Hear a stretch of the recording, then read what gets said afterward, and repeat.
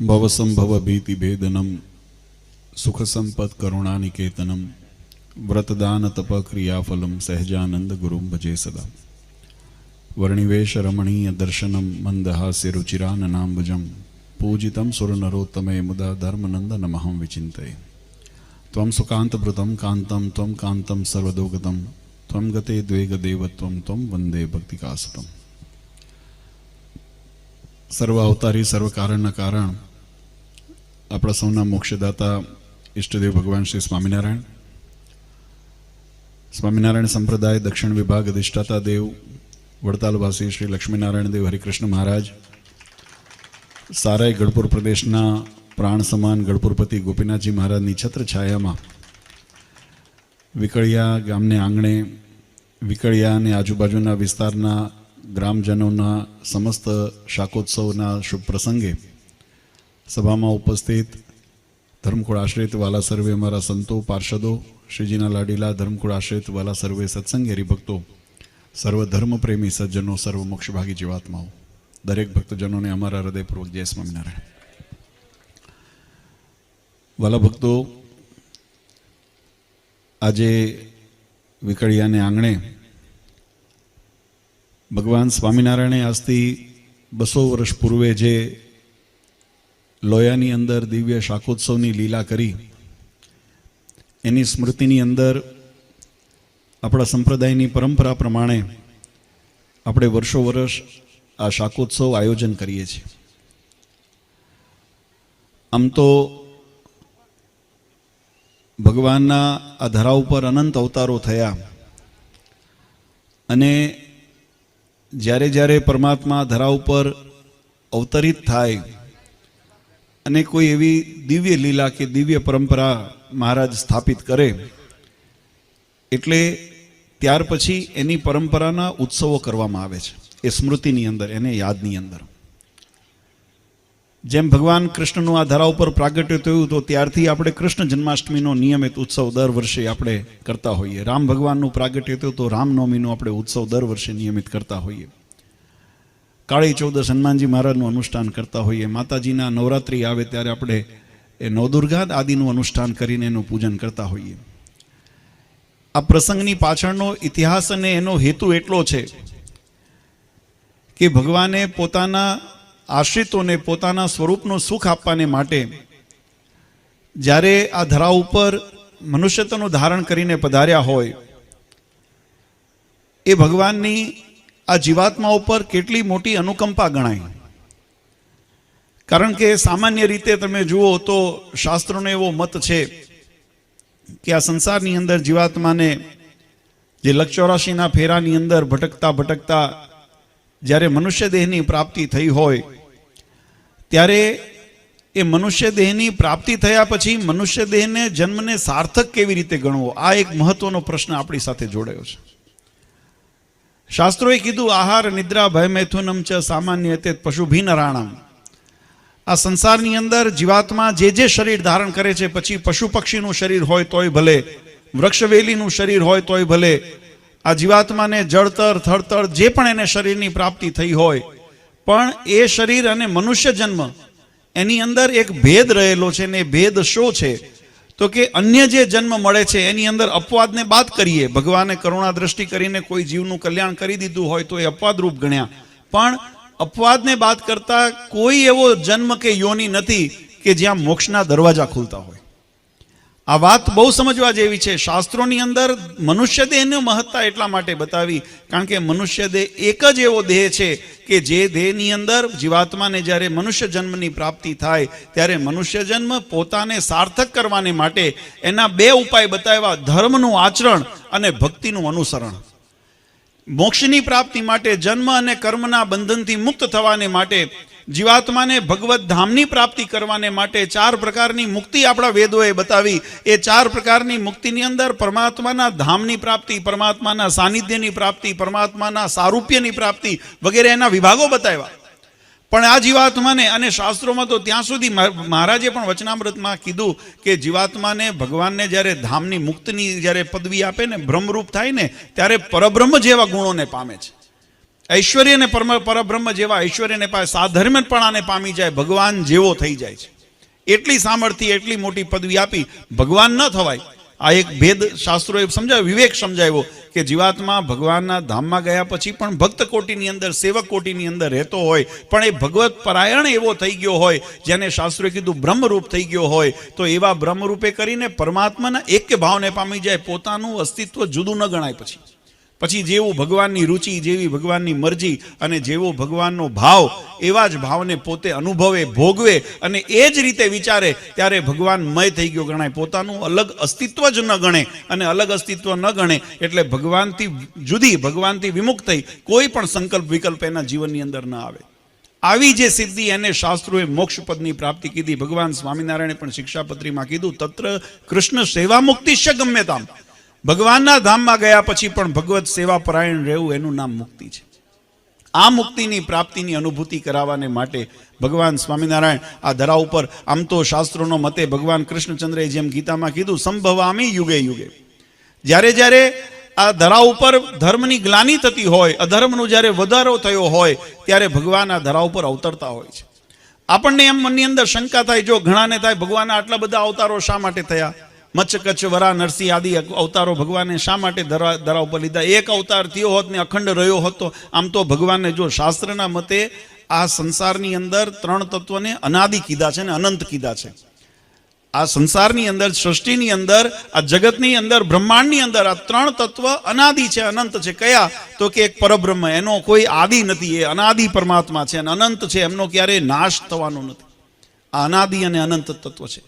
એવું ને એવું તત્વ શાસ્ત્રોએ બતાવ્યું, માયાનું તત્વ પરમાત્માથી નિર્મિત થયેલું છે. ભગવાન પોતે સ્વતંત્ર હોવા છતાં પણ સંકલ્પ કરીને ભગવાને બ્રહ્મથી ઉપસ્થિત કરી, બ્રહ્મથી માયાની ઉપરથી અને માયાથી પ્રકૃતિ પુરુષ આદિ જે 24 તત્વની ઉત્પત્તિ શાસ્ત્રોએ બતાવી છે.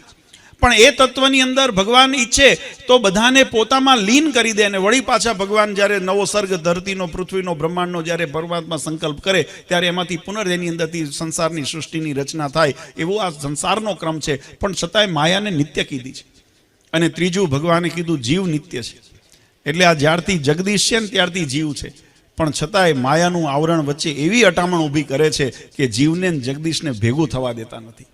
અને એટલા માટે પરમાત્મા પોતે એ ભગવાનના ભક્તને ભગવાનની પ્રાપ્તિ થાય. આ સંસારની અંદર આપણને મનમાં શંકા એવી થાય કે ભગવાન અનાદિ છે, અનંત છે, તો આટલા બધા અવતારો શા માટે ધારણ કરતા હોય? પણ એક ભગવાન આ ધરા ઉપર ધર્મના રક્ષણને, સંસ્થાપન માટે પધારતા હોય છે. અને જ્યારે પોતે ધર્મનું સંસ્થાપન બતાવે, ત્યારે પ્રકૃતિનો નિયમ જે હોય, પ્રકૃતિનો જે ધર્મ હોય, એ ધર્મને ભગવાન પોતે સ્વતંત્ર હોવા છતાં પણ સ્વીકારતા હોય છે. પણ ક્યારેક ક્યારેક પોતાના ઐશ્વર્યના દર્શન કરાવી પોતાના ભગવાનપણાની પ્રતીતિ કરાવતા હોય. જો મારે મચ્છ અવતાર થયો તો શાસ્ત્રો એમ કીધું, ભગવાને માછલી જેવો વ્યવહાર કર્યો, જળમાં રહ્યા, થળ ઉપર ન આવ્યા.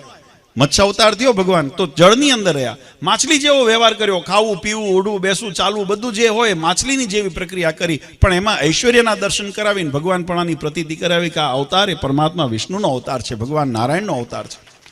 કચ્છ અવતાર થયો તો કાચવાની જેમ વૃત્તિ કરી.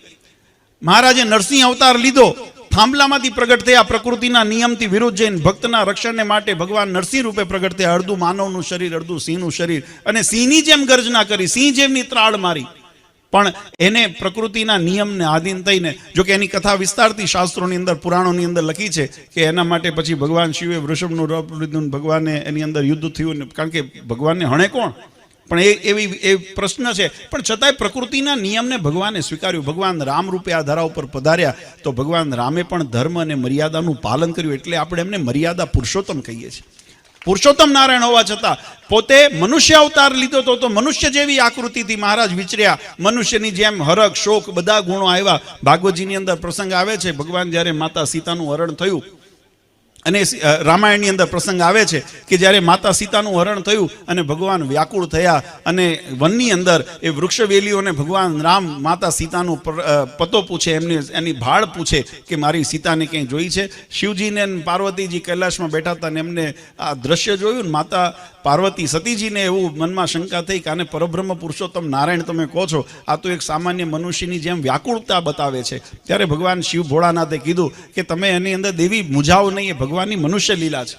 પણ એ મનુષ્ય લીલાની અંદર દિવ્યતા રહેલી છે. એ લૌકિક સ્વતંત્ર હોવા છતાં પણ જ્યારે લૌકિક ચરિત્ર કરતા હોય ત્યારે આમ સામાન્ય લોકની જેમ વ્યવહાર કરે અને એટલે આ પ્રકૃતિ કરે. પછી એની કથા એની પણ બહુ વિસ્તારતી છે કે માતાજી પરીક્ષા કરવા આવ્યા, સીતા માતાનું રૂપ લઈને આવ્યા અને ભગવાન રામચંદ્રજી ઓળખ્યા કે ભોળાનાથને ક્યાં મૂકી આવ્યા માતા, અને ત્યારે પોતે પોતાની જે ભ્રમણા હતી એ ભાંગી કે આ પરબ્રહ્મ પુરુષોત્તમ નારાયણ છે, એવા ઐશ્વર્યના દર્શન કરાવે.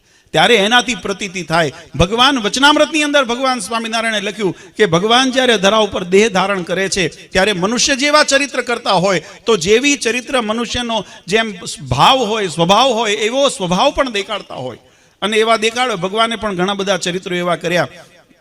એમાં એલું એક ચરિત્ર આ શાકોત્સવનું પણ મહારાજે એવી લીલા કરી, પણ એના માધ્યમે કરીને પણ મહારાજે પોતાના ઐશ્વર્યના દર્શન કરાવીને પ્રતીતિ કરાવી. ભલે આ રૂપ આ છે પણ આની અંદર તત્વ જે છે પરબ્રહ્મ પુરુષોત્તમ નારાયણનું તત્વ છે. અને એટલા માટે એ આ ધરા ઉપર મહારાજ જ્યારે પ્રગટ થતા હોય ત્યારે પ્રકૃતિની નિયમ અનુસાર પ્રગટ થતા હોય અને પ્રકૃતિના નિયમ અનુસાર સંસારમાંથી વિદાય પણ લેતા હોય. પણ એ વિદાય એ માત્ર અવતાર ચરિત્રની વિદાય હોય, એમાં પરમાત્માની વિદાય નથી. મહારાજ કીધું અમે અખંડ સત્સંગની મધ્ય, હરિભક્તોની મધ્ય રહ્યા છીએ. અમે મહારાજે ભાગવતજીની અંદર પ્રસંગ આવે છે જ્યારે ભગવાન કૃષ્ણચંદ્રએ પોતાના મનુષ્ય લીલા સંકેલવાનો સંકલ્પ કર્યો. ઉદ્ધવજીએ ભગવાનને વિનંતી કરી કે તમે આ સંસારમાંથી તમે વિદાય લઈ લેશો તો આ ભક્તો કોના આશ્રય ચાલશે? ત્યારે ભગવાન કૃષ્ણચંદ્ર એમ બોલ્યા કે આજથી હું મારું રૂપ પરિવર્તન કરું છું. અત્યાર સુધી હું મનુષ્ય આકૃતિની અંદર હતો, હવે મારું આ વાંગમય સ્વરૂપ ભાગવતજી છે એના આકૃતિની અંદર હું રહીશ અને ભાગવત પરાયણ જે ભક્તો થશે ને એનું હું આશ્રય સ્વીકારી અને હું એનું કલ્યાણ કરીશ. ભગવત પરાયણ થશે.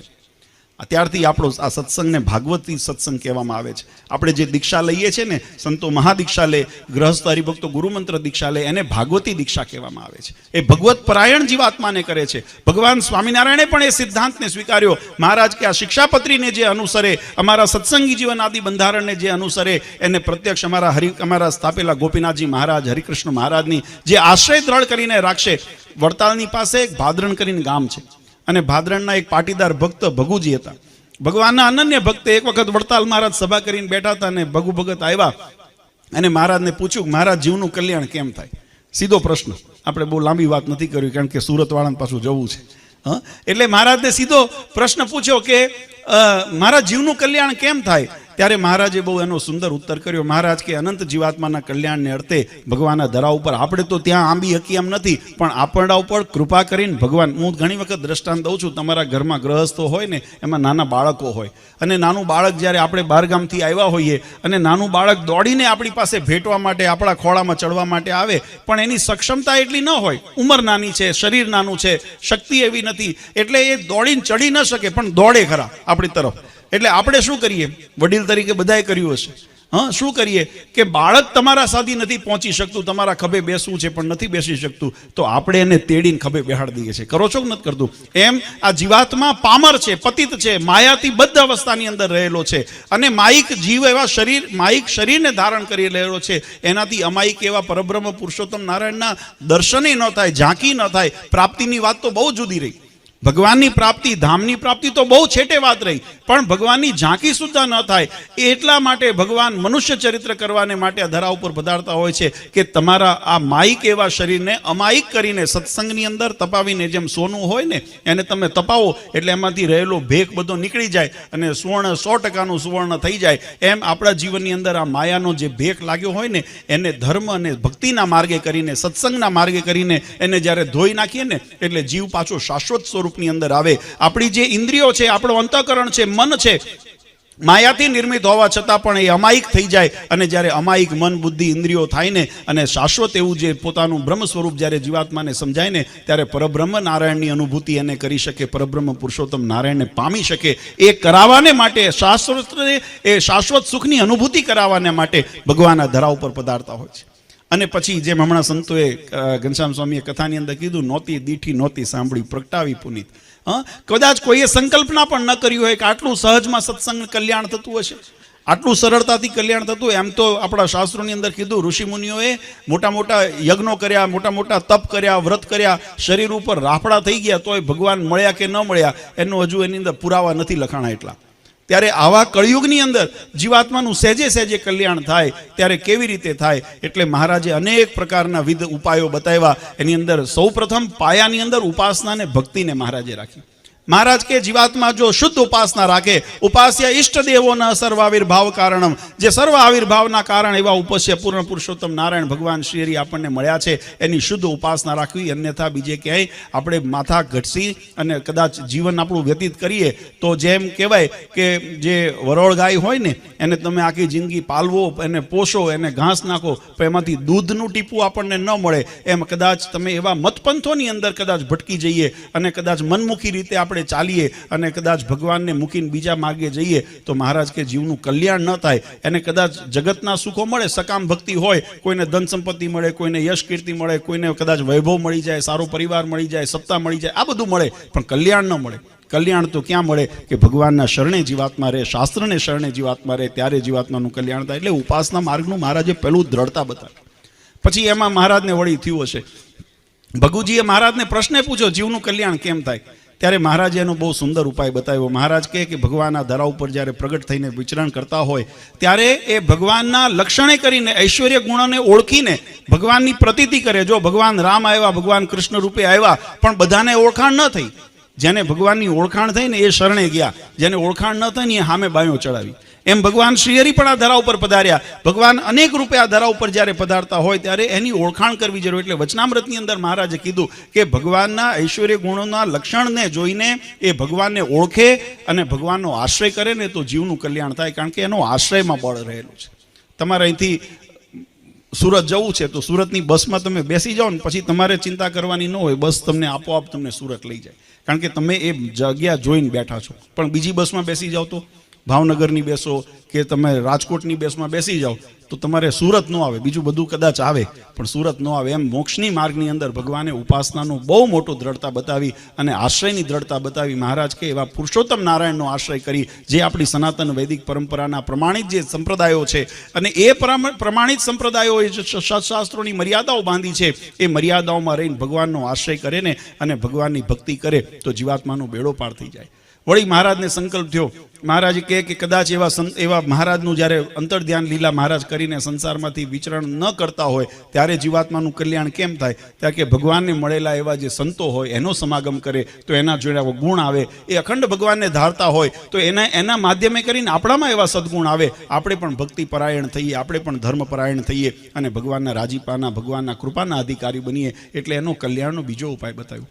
અને ત્રીજો ઉપાય મહારાજ બતાવ્યો, કદાચ એવું પણ બને કે આ કળિયુગની અંદર એવા સંતોની અભાવ હોય, એવા સંતો ન મળી શકે, એવા સંતો સંસારમાં એમને પણ વિદાય લીધી હોય તો મહારાજ કે અમારી પધરાવેલા જે દેવો છે એનો જે દ્રઢ આશ્રય કરે ને એનાથી જીવાત્માનું અમે કલ્યાણ કરશું. આપણે એટલા માટે ભાગ્યશાળી છીએ કે ભગવાન સ્વામિનારાયણે પોતાની ઉત્તર વ્યવસ્થાની અંદર જીવાત્માને અનાથ કરી નથી ગયા. મહારાજ આ ધરા ઉપરથી મનુષ્ય ચરિત્ર સંકેલ્યું પણ જીવાત્માને ભગવાન પોતાના ભક્તોને અનાથ કરી નથી ગયા. આપણને સદા સનાથ રાખવા માટે મહારાજ ગોપીનાથજી મહારાજ પધરાવતા ગયા, લક્ષ્મીનારાયણ દેવ પધરાવતા ગયા, હરિકૃષ્ણ મહારાજ પધરાવતા ગયા. મહારાજ કે આનો આશ્રય કરીને રહેજો, એના આશ્રયમાં રહેજો. શિક્ષાપત્રી જેવા મહારાજ સ્વહસ્તે ગ્રંથ લખીને ગયા. મહારાજ કે યે પાલયંતી મનુજા સત્શાસ્ત્ર પ્રતિપાદિતાન સદાચારાન સદા તેત્ર પરતર્ચ મહાસુખા. અમારી આ બાંધેલી શિક્ષાપત્રીનું જે પાલન કરશે ને એને અમે આલોક અને પરલોક બંનેની અંદર સુખ્યા કરશું. આ મહારાજ વરદાન આપી ગયા છે. આચાર્યની મહારાજ સ્થાપના કરતા ગયા કે ગુરુ મંત્ર દીક્ષા પ્રાપ્ત કરી ભગવત ભક્તિના અધિકારી બનાવવા માટે આવી સુંદર વ્યવસ્થા મહારાજે કરી. પણ આનો મહિમા જ્યાં સુધી ન સમજાય, મહારાજે આવો જ મહિમા, કારણ કે અબોધ જીવાત્માને છે ને ભગવાન ઓળખાવા કઠણ છે. આ મહારાજે જ્યારે શાકોત્સવ કર્યો ને આ તો ઉપાસના ભક્તિની રીત બતાવી, પણ મહારાજે તો ત્યાં સુધી, કારણ કે મહારાજ સંકલ્પ કરીને આવ્યા હતા મનવારો ભરી ભરીને અમારા ધામમાં જીવાત્માને લઈ જવા છે. અને એમાંય મહારાજે પછી એમ થયું કે આ તો જ્ઞાન માર્ગ હોય, કારણ કે કથા વાર્તાનો માર્ગ છે ને જ્ઞાનનો માર્ગ છે. જેને અહીંયા બુદ્ધિ પહોંચતી હોય, જેની દ્રષ્ટિ ત્યાં પહોંચતી હોય ને એને મર્મ સમજાય. પણ બાકી તો મહારાજ કીધું અમારે અબોધ હોય ને, કારણ કે 4 પ્રકારનો નિશ્ચય શાસ્ત્રોની અંદર વચનામૃતની અંદર બતાવ્યો, એમાં એક મૂળપણાનો નિશ્ચય પણ બતાવ્યો છે. બહુ જાતિ ગતાગમ ન પડતી હોય. જેમ મહારાજે ગોપિકાઓનો દ્રષ્ટાંત આપ્યું કે ગોપિકાઓ કંઈ જાજી ભણેલી નહોતી, વેદ ઉપનિષદ પુરાણની જ્ઞાતા નહોતી, પણ ભગવાનની સાથે લગ્ની હતી. એ લગ્નીએ કરીને ભગવાને એને પ્રેમ લક્ષણા ભક્તિ તે સ્વીકારી અને મહારાજે એ બધા જ ગોપિકાઓનું કલ્યાણ કર્યું. એમ મહારાજ કેવી મૂળપણાની ભક્તિ કરીને પણ જીવાત્માનું કલ્યાણ થાય. પણ કેમ મૂળપણાની ભક્તિ થાય? તો કે ભગવાનનો અહોભાવ થઈ જાય, ભગવાનની પ્રતીતિ થઈ જાય કે આ ભગવાન છે, ત્યારે જીવાત્માનું કલ્યાણ થાય. અને એ કરાવવા માટે ભગવાન આ સંસારની અંદર મેં કીધું એ પ્રમાણે મનુષ્ય અવતાર ધારણ કર્યા હોય તો સામાન્ય મનુષ્ય જેવી જ પ્રકૃતિના દર્શન કરાવે, પણ ક્યારેક ક્યારેક પોતાના ઐશ્વર્યના દર્શન કરાવીને પોતાના ભગવાનપણાનો અહેસાસ કરાવતા હોય છે. આ શાકોત્સવ આમ તો કથા આપણે વિસ્તારથી સાંભળી છે, સંપ્રદાયના ભક્તોને એનો કથાને માધ્યમથી ખ્યાલ હોય, અન્ય ભક્તો આવ્યા હોય એને કહું કદાચ મનમાં એમ થાય કે આ શાકોત્સવ વળી કેવો ઉત્સવ છે, તો ભગવાન સ્વામિનારાયણ આજથી 200 વર્ષ પહેલાં લોયાની અંદર એક દિવ્ય શાકોત્સવ કર્યો અને એની અંદર મહારાજે પોતે વઘાર કરી અને શાકનો રીંગણાનો એની અંદર 12 મણ ઘીનો વઘાર કરી અને મહારાજે શાક બનાવ્યું અને એ શાક બનાવ્યું એને પ્રેમાનંદ સ્વામીએ કીર્તનની અંદર લખ્યું, વળી વખાણું શાકોત્સવ લીલા કરી, નયણે નિરખ્યા સુંદર કરતા શાક જો. ભગવાન શાક કરે ને એના દિવ્ય દર્શને સંતોએ ભક્તોએ કર્યા. એની અંદર એક પ્રસંગ બન્યો, હું બહુ સમય નથી લેવા માંગતો કારણ કે બધા ભક્તોને પાછું આગળ જવાનું છે, પણ હું એ પ્રસંગની અંદર એક એવી ઘટના ઘટી કે મહારાજ જ્યારે આ શાક વઘારતા ત્યારે અમારે ચરોતર બાજુથી કાશીદાસ, કાનદાસ વગેરે પાટીદાર ભક્તો ભગવાનના દર્શને આવ્યા હતા. આ બાજુ એમને દર્શને આવવું અને મહારાજ આ બાજુ બરાબર હાથમાં તાબેથો લઈ અને શાક વઘારે, એની અંદર હળદર, મરચું, મીઠું, મસાલો બધું એની અંદર રાઈ, જીરું બધું એ વઘારની અંદર નાખતા હોય અને પછી મહારાજ મનુષ્ય ચરિત્ર કેવા કરે કે હાથ જે હળદરવાળા હાથ હતા ને એ પોતાના વસ્ત્ર ઉપર, પોતાના ધોતી ઉપર લુએ. પ્રેમાનંદ સ્વામીએ લખ્યું, હલ્દીવાળા હાથ લુએ નિજ ધોતીએ, પીળે પટ શોભે પરિબ્રહ્મ જો. જેમ પીળું પિતાંબર પહેરીને પરબ્રહ્મ પુરુષોત્તમ નારાયણ ઊભા હોય ને, આજે એવા દિવ્ય દર્શન થાય. પણ આ કોણે સમજાય? અક્ષર પર પુરુષોત્તમજીએ નવ રૂપ ધર્યું, એકાંતિક મહામુનિ સમજે મર્મ જો. પ્રેમાનંદ સ્વામી કે આ મર્મ કોણે સમજાય? આ ભગવાનના દિવ્ય દર્શનની અનુભૂતિ કોણે થાય? આ પીળું પિતાંબર પહેરીને મહારાજ ઊભા છે એવી ભાવ કોણે થાય? કે એકાંતિક હોય, મહામુનિ હોય, જેને ભગવાનની પ્રતીતિ હોય, જ્ઞાન હોય, સમજણ હોય, એને આ ભગવાનનો થાય. સામાન્ય જે બુદ્ધિનો જીવ હોય એને ભગવાનની સુધી આ દ્રષ્ટિ ન પહોંચે, એને તો અભાવ આવે. બન્યું એવું કે કાશીદાસ, કાનદાસ, પટેલ, પાટીદાર ભક્તો આવું અને મહારાજને આ બાજુ હળદરવાળા હાથ ધોવા અને એ બધાએ જોયું ને મનમાં અભાવ આવ્યો કે આને ભગવાન કેમ કહેવા? આને એટલો વિવેક નથી કે આ હળદરવાળા હાથ છે તો કોઈ રૂમાલ રાખે, ગમછો રાખે, કંઈક એવું કકડો રાખે. આ પોતાના ધોતી ઉપર કોઈએ ભક્તોએ મોંઘા માયેલી ધોતી ભગવાનને ભેટ આપી છે અને એને આવી રીતે બગાડતા હોય અને ભગવાન કેમ કહેવાય? આને તો વિવેક નથી. અને એમ કરીને પાછા વળીને જતા હતા. મહારાજે પોતાની પડખે રહેલા સંતોને પૂછ્યું, સંતો, કોઈ તરસ્યો હોય અને કૂવા કાંઠે કે નદી કાંઠે આવે ને તરસ્યો પાછો જાય ને કેવો ગણાય? ત્યારે મહારાજને સંતોએ કીધું કે મહારાજ એ તો અભાગ્યો કહેવાય. આ વાત બહુ સમજવા જેવી છે વાલા ભક્તો, કારણ કે આપણે લક્ષ 84ની યાત્રા કરી, ભટકતા ભટકતા માંડ ઠેકાણે પહોંચ્યા છે અને જો અહીંયા આવ્યા પછી જો મોક્ષ ન સુધારી શકીએ તો આપણો આ ફેરો ધર્મ ધક્કો થાય, આપણો આ ફેરો સફળ ન કહેવાય અને એટલા માટે અભાગ્યમાં ખપીએ. મહારાજને સંતોએ કીધું, મહારાજ એ તો અભાગ્યો કહેવાય. ત્યારે મહારાજ કે જો ઓલા ભક્તો અમારા દર્શન માટે છેક ચરોતરથી આવ્યા છે પણ અહીંયા અમારા દર્શન કર્યા વગર જાય છે. પ્રેમાનંદ સ્વામી મહારાજના સખા ભક્ત એટલે મહારાજની સામું જોઈને ઘડીક મહારાજને ખીજાણા કે મહારાજ એમાં એમનો વાંક નથી, વાંક તમારો છે.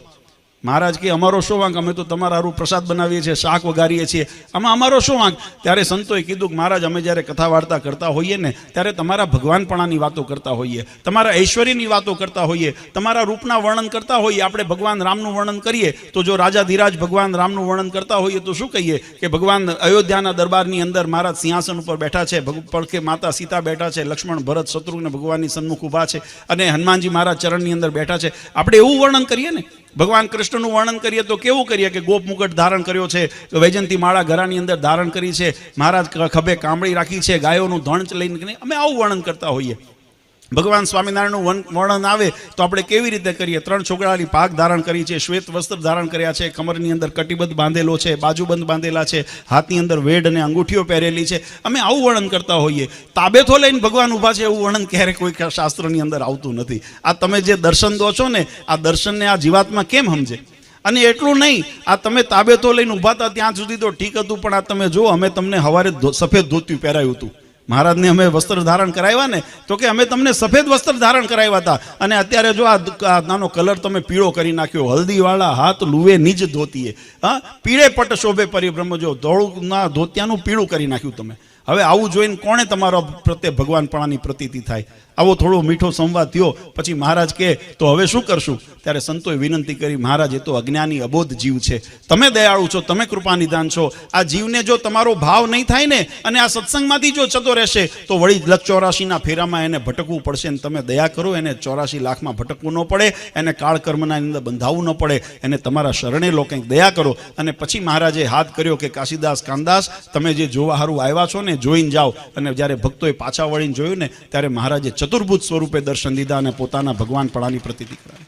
આ શાકોત્સવનું નિમિત્ત આપણે એટલે યાદ કરીએ છીએ કે ભગવાન કદાચ હાથમાં માળા લઈને ઊભા હોય, ભગવાન હાથમાં ધનુષ્ય લઈને ઊભા હોય, ભગવાન હાથમાં વાંસળી લઈને ઊભા હોય કે ભગવાન હાથમાં તાબેતો લઈને ઊભા હોય, પણ એ કલ્યાણના કરતલ એ પરબ્રહ્મ પુરુષોત્તમ નારાયણ છે. અને એનો આશ્રય જીવાત્મા કરે, એનો જ્યારે સાનિધ્ય જીવાત્મા સ્વીકારે, ત્યારે મહારાજ કીધું મોટા મોટા સાધનો એક બાજુ ઉપર રહી જાય, પણ આશ્રયનું બળ એવું છે ને કે જીવાત્માને મહારાજે વચનામૃતમાં, લોયાના વચનામૃતમાં કીધું ગમે તેવો તુચ્છ જીવ હોય ને તો પણ ભગવાનના આશ્રય કરીને એ પરમ પદવીને પામે છે, મોક્ષ પદને પામે છે. જન્મ મરણના ચક્રમાં ફરી આવું ન, પુનર્જન્મ ન વિદ્યતે, અને ફરી જન્મ મરણમાં આવું નથી પડતું.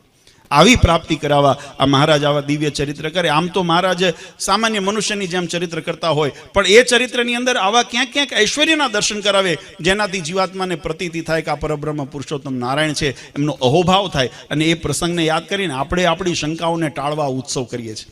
આપણે આપણા જો શાસ્ત્રોની અંદર દરેક વસ્તુની, દરેક સ્થાનની શુદ્ધિ બતાવી છે.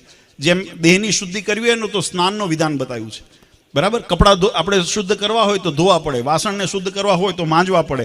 એમ આપણા અંતઃકરણને, ઇન્દ્રિયોને શુદ્ધ કરવી હોય ને તો ભગવાનના ગુણાનુવાદને શ્રવણ કરવું પડે, એના દ્વારા ભગવાનના મૂર્તિના દર્શન કરવા પડે, એના દ્વારા આપણું અંતઃકરણને, ઇન્દ્રિયો શુદ્ધ થાય છે. અને એ જો શુદ્ધ થાય ને ત્યારે એ મેં કીધું એમ માયામાંથી માયિક મટીને અમાયિક બને છે. અને જ્યારે અમાયિક થાય ને ત્યારે જીવાત્મા પોતે બ્રહ્મરૂપ થઈ અને ભગવાનની અનુભૂતિ કરી શકે છે, ભગવાનનો સાક્ષાત્કાર કરી શકે છે. આજે એ પ્રાપ્તિ કરાવવા માટે આવા ઉત્સવો નિમિત્ત બનતા હોય ત્યારે આજે ખરેખર આમ તો બધા ભક્તોને દરેકને ઉત્સાહ હોય, ઉમંગ હોય કે અમારા ગામની અંદર આયોજન થાય, પણ તમે બધા જાણો છો કે આપણો સંપ્રદાય બહુ વિસ્તારમાં ફેલાયેલો છે. ઘણા બધા ગામના ભક્તોને ઈચ્છા હોય પણ દરેક જગ્યાએ પહોંચી ન વળે, એટલે અમે આગેવાન સંતો અને હરિભક્તો અમે બેઠા પછી આવું આયોજન કર્યું કે આપણે દરેક વિસ્તાર વાઇઝ આપણે શાકોત્સવ કરીએ, જેમાં આજુબાજુના 5, 10, 15, 25 ગામડાઓ ભેગા થઈને એક ઉત્સવ કરે, એમાં લાભ લે. બીજે વર્ષે બીજા ગામનો વારો આવે. અને તમને બધાને ખબર છે કે છેલ્લા કેટલાક વર્ષથી આપણે ગઢપુર મંદિર તરફથી આપણે આ યાત્રા, શાકોત્સવ યાત્રા આપણે આયોજન કરીએ છીએ. અને વારાફરતી દરેક ગામનો વારો આવતો હોય એમ બધા ગામના વિસ્તારના ભક્તોને લાભ મળે. આ વખતે આ વિકળિયા ભક્તોએ ખૂબ સુંદર લાભ લીધો અને ખૂબ સુંદર આયોજન કર્યું અને હજારો ભક્તોને આ ભગવાનના ગુણાનુવાદ, કથા શ્રવણનો અવસર આપ્યો. ભગવાનનો મહાપ્રસાદ, હમણાં સંતોએ પ્રસાદનો મહિમા બતાવ્યો છે કે ભગવાનના યોગની અંદર આવવાથી નિર્ગુણ બને છે. આપણા શાસ્ત્રમાં, શિક્ષાપત્રીમાં લખ્યું ભગવાને ધરાયા વગર આપણે પાણી પણ ગ્રહણ ન કરવું. એની પાછળનું કારણ છે કે જે પણ માયા આદિનો દોષ એની અંદર આવ્યો હોય, રજ સત તમ ગુણનો જે એના ઉપર દોષ લાગેલો હોય, એ જ્યારે ભગવાનને સમર્પિત કરવામાં આવે, ભગવાનને ધરાવવામાં આવે, ભગવાનની દ્રષ્ટિ એના ઉપર પડે ને ત્યારે ગુણ રહિત થઈ જાય. અને પછી એ શાશ્વત સુખની અનુભૂતિ કરાવે, એ જીવની અંદર અંતરને શુદ્ધિ કરવા માટે કામ આવે. એટલે ભગવાનની આપણે જે ભક્તિ કરતા હોઈએ એની શુદ્ધિ થાય, એને બળ મળે. દાન કરીએ, જે સેવા કરીએ એનાથી ધનની શુદ્ધિ થાય. આ બધા વિધાનો શાસ્ત્રોએ બતાવ્યા છે. એની પાછળનું કારણ એ છે કે જીવાત્માને જેમ ચોખ્ખો કરીને, મહારાજે એક વચનામાં મારે લખ્યું કે સભાની અંદર બેઠા હતા અને બતાવ્યું કે એક ચોખાનો દાણો, હરિભક્તો ચોખા લાવ્યા, મહારાજ બતાવ્યું આ શું છે? ત્યારે મહારાજને બધા કે મહારાજ આ ચોખ્ખો છે. મહારાજે ફરી પૂછ્યું કે આ કેવું શું છે? તો કે ચોખ્ખો છે. ત્રીજી વખત મહારાજે પૂછ્યું કે આ શું છે? ત્યારે ભક્તોએ કીધું અમને તો ચોખ્ખો દેખાય છે, તમને જે લાગતું હોય. ત્યારે મહારાજ કીધું આ અણીશુદ્ધ ચોખ્ખો છે. આ અણીશુદ્ધ કાશ્મીરી, જેના બંને અણીઓ સાબુત હોય અને જેની ઉપર એક ડાઘ ન હોય ને એવો ચોખ્ખો હોય ને ત્યારે એને ચોખ્ખો કહેવાય, નહીં તો કણકી કહેવાય. હા, આપણે ખીચડીઓ ભાત કહેવાય. શું કહેવાય? એવું જ કહેવાય ને. હા, ખીચડીઓ ભાત કહેવાય. એને ચોખ્ખો ક્યારે કહેવાય? મહારાજ કે આવું અણીશુદ્ધ હોય, સુગંધીદાર હોય અને એની અંદર એક ડાઘ ન હોય ને ત્યારે મહારાજ કે અમારે તમને આવા ચોખા કરીને અમારા ધામમાં લઈ જવા છે. એટલે આ ઉત્સવ મહારાજે નિર્માણ કર્યા છે. ખરેખર બહુ આનંદની વાત છે. વિકળિયાના ભક્તોએ ખૂબ સુંદર સેવાનો લાભ લીધો અને આજુબાજુના ગામના ભક્તોએ પણ આવીને કથા વાર્તા અને આ મહોત્સવની અંદર બધાએ ઉપસ્થિત રહ્યા. એ બદલ બધાને ખૂબ ખૂબ અભિનંદન આપીએ છીએ. હમણાં છપિયા સ્વામીએ વાત કરી, આ વર્ષે આપણા માટે ત્રિવેણી સંગમનો યોગ છે. આપણા ઈષ્ટદેવ ભગવાન સ્વામિનારાયણે વડતાલની અંદર લક્ષ્મીનારાયણ દેવ હરિકૃષ્ણ મહારાજની સ્થાપના કરી. એનું 200મું વર્ષ ચાલે છે, એટલે દ્વિશતાબ્દી વર્ષ ચાલે છે.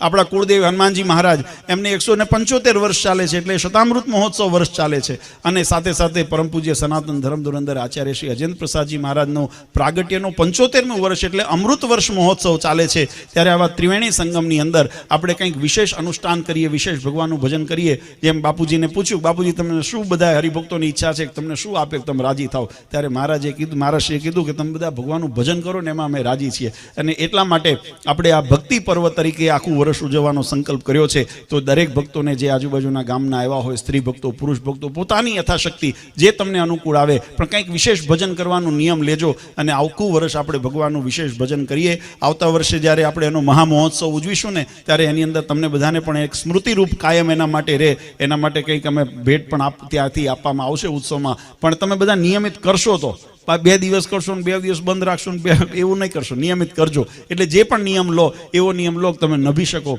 પણ કંઈક વિશેષ ભજન કરજો કે ભગવાન આપણા ઉપર રાજી થાય અને ભગવાનના ધામના જીવાત્મા અધિકારી બને. આપણા જીવનની અંદર નાના મોટા દુઃખ કષ્ટ અથવા તો આપણા જીવનની અંદર ત્રિવિધ તાપના કોઈ ઉપાધિ લખી હોય ને તો એ ઉપાધિઓને ભગવાન તો સહેજની અંદર મટાડી દે છે.